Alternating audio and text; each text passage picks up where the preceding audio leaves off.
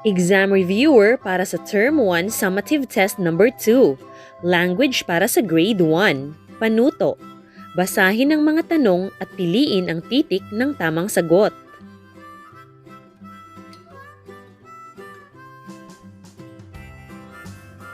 Number 1. Anong silid sa bahay ang ipinapakita sa larawan? A. Kwarto. B. Kusina. C. Sala.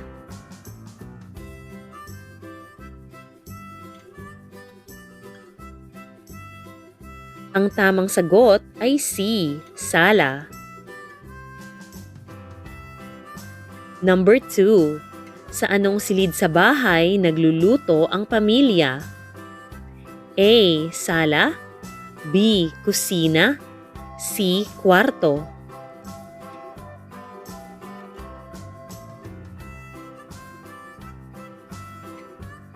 Ang tamang sagot ay titik B. Kusina. Number 3. Ano ang kukumpleto sa pangungusap? Sina ate at kuya ay nagtatanim ng mga halaman sa patlang. A. Hardin. B. Kwarto. C. Banyo.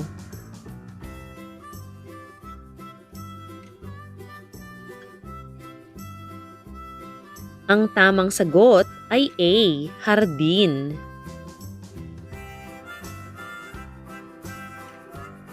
Number 4. Ang bata ay may lagnat, kaya dinala siya ng nanay niya sa doktor. Ano ang sanhi ng pagdadala ng bata sa doktor? A. May lagnat ang bata. B. Masakit ang ngipin ng bata. C. Hindi nag-aaral ang bata.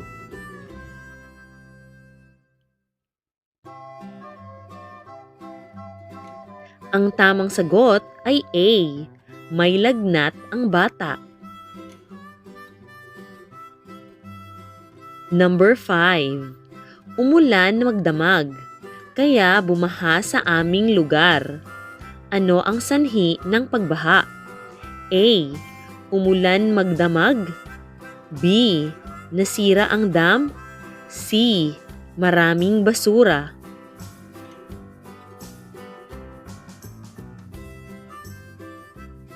Ang tamang sagot ay A. Umulan magdamag. Number 6. Kumakain ng maraming candy araw-araw si Gino. Hindi siya nagsisipilyo. Ano kaya ang magiging bunga ng ginagawa ni Gino? A. Hindi siya makakapasa. B. Sasakit ang kaniyang ngipin. C. Pagagalitan siya ng guro.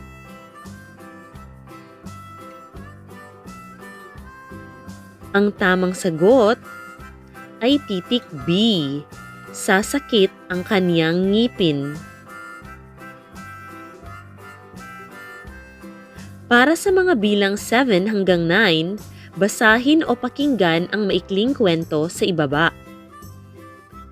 May bagong laruang truck si Yuno.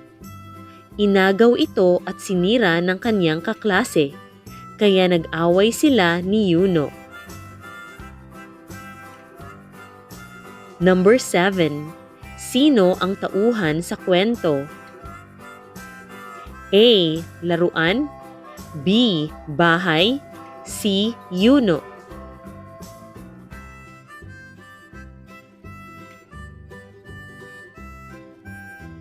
Ang tamang sagot ay titik C.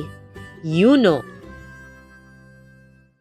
Number 8. Ano ang pinag-awayan nila ng kaniyang kaklase? A. Ang nasirang laruan. B. Ang naubos na pagkain. C. Ang bagong aklat.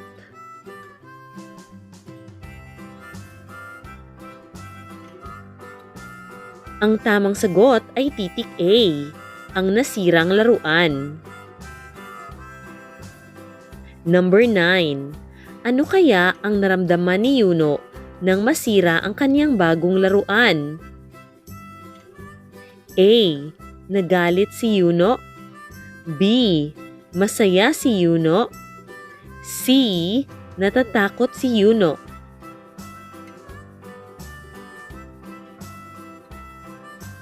Ang tamang sagot ay titik A. Nagalit si Yuno. Number 10. Ano ang tawag sa mga salitang nagsasaad ng kilos? A. Pangalan. B. Pang-uri. C. Pandiwa.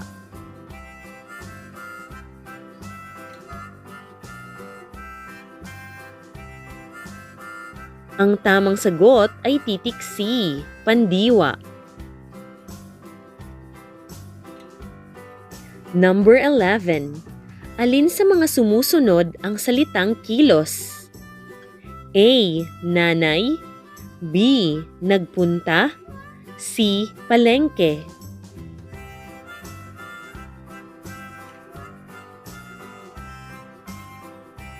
Ang tamang sagot ay titik B.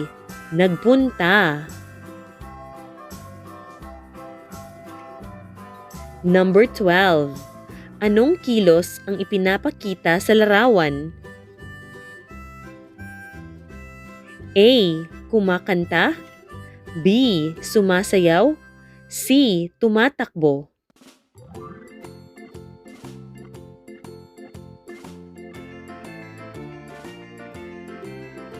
Ang tamang sagot ay titik C. Tumatakbo.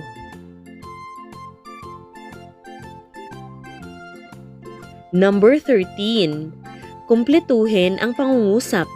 Si nanay ay blank sa kusina. Ano ang ginagawa ni nanay sa kusina?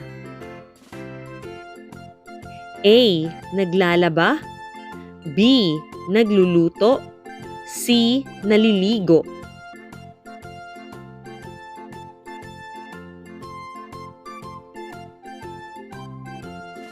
Ang tamang sagot ay titik B. Nagluluto.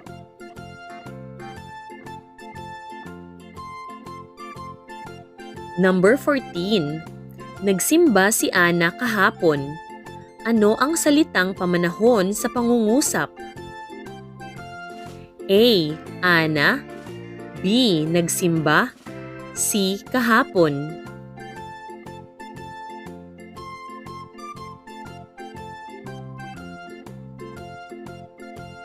Ang tamang sagot ay C. Kahapon.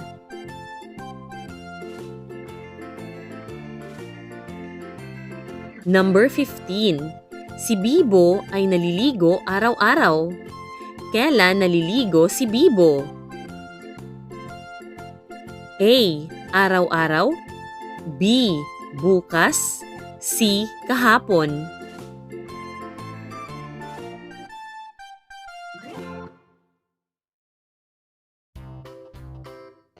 Ang tamang sagot ay titik A. Araw-araw. Para sa mga bilang 16 hanggang 17, basahin o pakinggan ang maikling kwento. Ang aking alaga. Ako ay may alagang aso. Kulay puti ito. Mabalahibo ito. Palagi kaming naglalaro. Masaya ako tuwing naglalaro kami.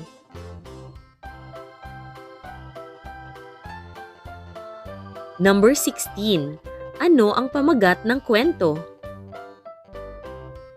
A. Ang puting aso. B. Ang aking alaga. C. Masayang maglaro.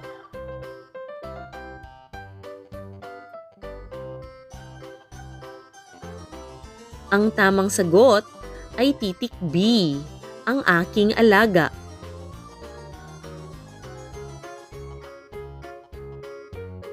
Number 17.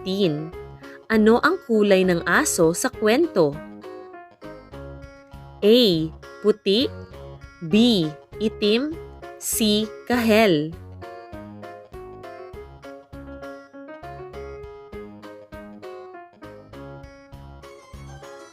Ang tamang sagot ay A. Puti. Number 18. Ang sorbetes ay blank. Ano ang tamang salita para sa patlang? A. Mainit. B. Maasim. C. Malamig.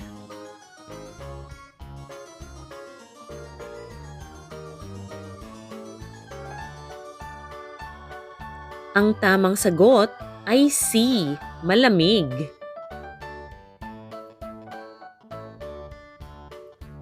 Alin ang tamang salitang naglalarawan para sa laso?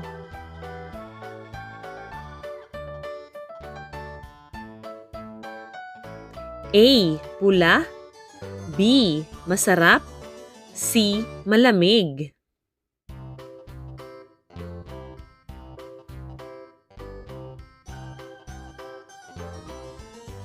Ang tamang sagot ay A. Pula.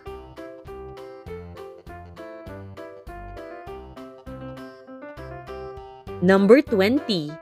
Ano ang tawag sa mga salitang naglalarawan? A. Pang-uri. B. Pangalan. C. Pandiwa.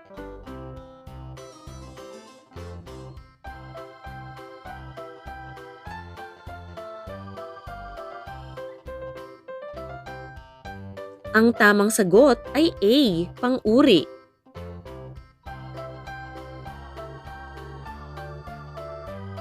Number 21. Ano ang salitang kabilang sa pangkat? Masarap, masaya, malamig, blank. A. Nagluto. B. Pamilya. C. Malinis.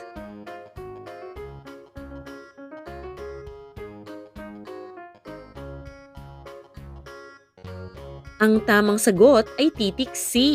Malinis. Number 22. Araw ng linggo. Nagbihis ng magandang kasuotan ang pamilya. Nagpunta sila sa simbahan. Ano ang kasunod na mangyayari? A. Magsisimba sila. B. Maliligo sila sa dagat. C. Maglilinis sila ng bahay.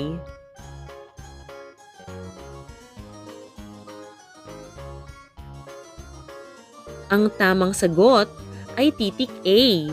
Magsisimba sila.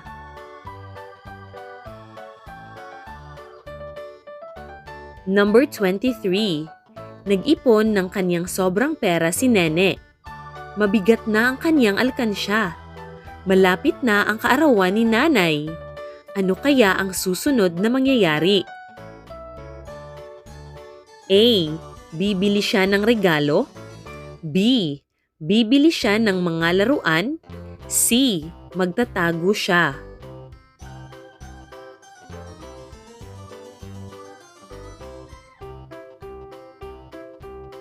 Ang tamang sagot ay titik A. Bibili siya ng regalo.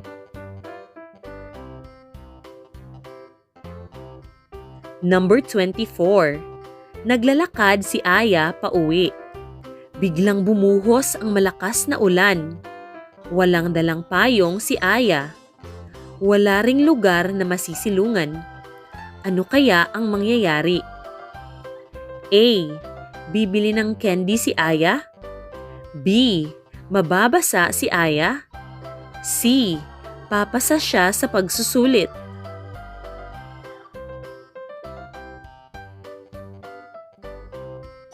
Ang tamang sagot ay B. Mababasa si Aya.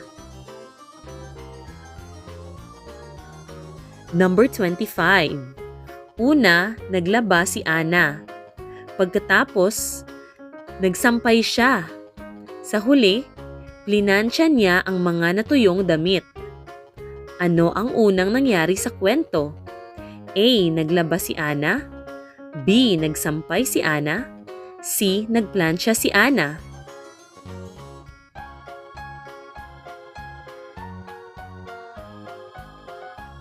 Ang tamang sagot ay A. Naglaba si Ana. 26. Una, nagluto si Jose ng pagkain. Pagkatapos, kumain siya. Kinahulihan, naghugas siya ng pinggan. Ano ang huling ginawa ni Jose? A. Nagluto siya. B. Kumain siya. C. Naghugas siya ng pinggan.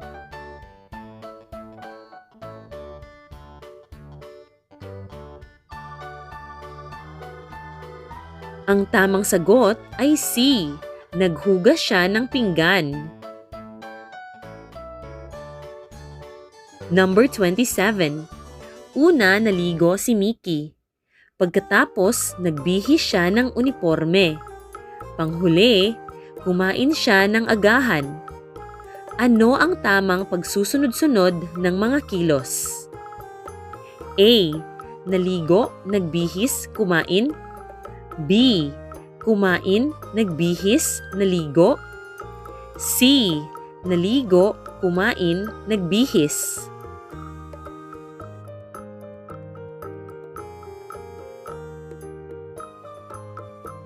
Ang tamang sagot ay A. Naligo, nagbihis, at kumain. Number 28. Ano ang pangalan ng hayop na nasa larawan? A. Aso. B. Ibon. C. Isda.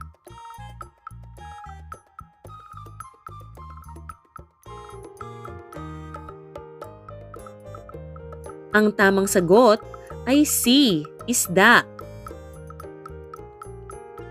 Number 29. Alin ang pahayag na nagsasabi tungkol sa larawan? A. Masaya sila. B. Malungkot sila. C.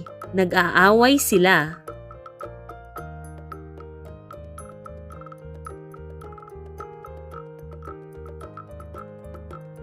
Ang tamang sagot ay A. Masaya sila. Number 30. Gusto mong manghiram ng lapis sa iyong kaklase. Ano ang sasabihin mo? A. Akin na ang lapis mo? B. Lapis ko yan, ibigay mo. C. Maaari bang manghiram ng lapis?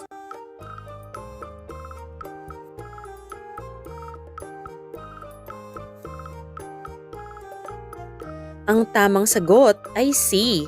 Maaari bang manghiram ng lapis?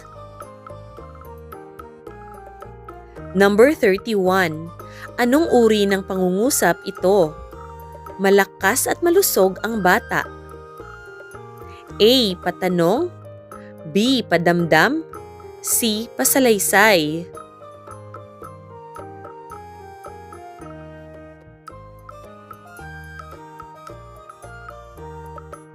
Ang tamang sagot ay C. Pasalaysay. 32. Alin sa mga sumusunod ang pangungusap na patanong? A. Sino ang nanay mo? B. Nako! May ahas! C. Pakikuha ng baso.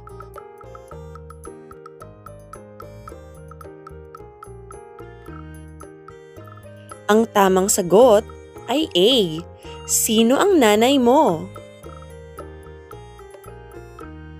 Number 33. Wow! Ang ganda ng damit! Anong uri ng pangungusap ang nasa halimbawa? A. Padamdam. B. Pakiusap. C. Pasalaysay.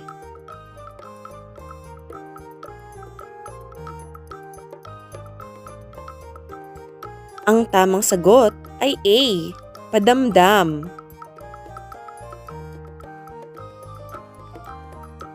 Alin sa mga sumusunod ang pahayag na nakikiusap?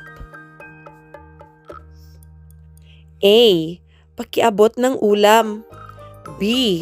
Masarap ang ulam. C. Ano ang ulam natin?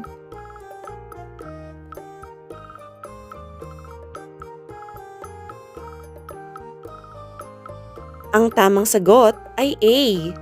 Pakiabot ng ulam. 35. Nais mong ipaalam sa iyong nanay na aalis ka na at pupunta sa paaralan. Ano ang sasabihin mo? A. Maraming salamat po. B. Magandang umaga po. C. Paalam na po.